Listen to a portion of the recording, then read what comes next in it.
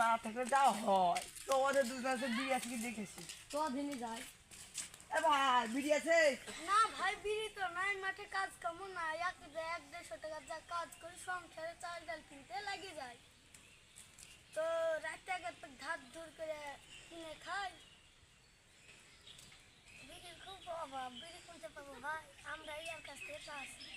ঠিক আছে ভাই ঠিক আছে তোমরা অন্য জায়গায় খুঁজো ভাই ঠিক আছে তোমাদের নাই থাই অন্য জনের কাছে দেখি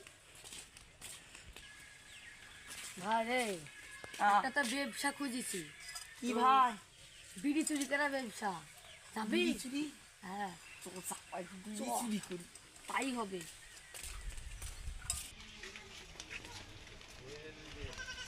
বাড়িতে গুটিলে